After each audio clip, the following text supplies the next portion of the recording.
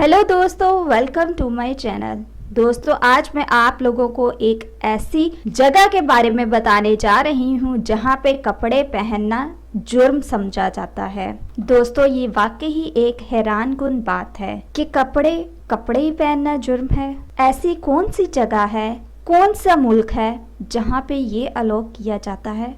हमारे माशरे में तो ऐसा नहीं होता, क्योंकि कम लिबास पहनना बहुत बुरा समझा जाता है, ख़ास तौर पे इस्लामिक कंट्रीज में। तो दोस्तों, आप यकीनन ये जानना चाहते होंगे कि ऐसी कौन सी जगह है, ऐसा कौन सा मुल्क है जो ये अलो कर रहा है, जो ये इजाज़त दे रहा है कि कम कपड़े तो क्या कपड़े पहनना ही जुर्म है। दोस्तों, यूरोप में एक ऐसा शहर भी है जहां कपड़े ना पहनना लाजमी करार दिया गया है। दोस्तों, तफसीलात के मुताबिक फ्रांस में एक ऐसा शहर भी है जहां पर कपड़े पहनने पे ही पाबंदी है।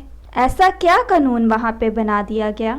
इस शहर का नाम कैप्टी-एज है, जो फ्रांस के साहली शहर मॉन्ट कैलरिया के करीब वाक़या है। साहली शहर होने की वजह से यहाँ हर साल मौसम गर्मा में हज़ारों सयाह आते हैं अपनी छुट्टियाँ मनाने, लेकिन उन्हें इस शहर में दाखिल होने से पहले अपने कपड़े उतारना पड़ते हैं। ये शहर एक मामूल शहर की तरह है जहाँ बैंक, दफातर, शॉपिंग मॉल्स और दीगर ज़रूरियाती अशिया मिलती हैं और दीगर सरगर्मियाँ मामूल के मुताबिक जारी रहती हैं, लेकिन दुकानों और दफातर का सारा अमला घरों में होता है।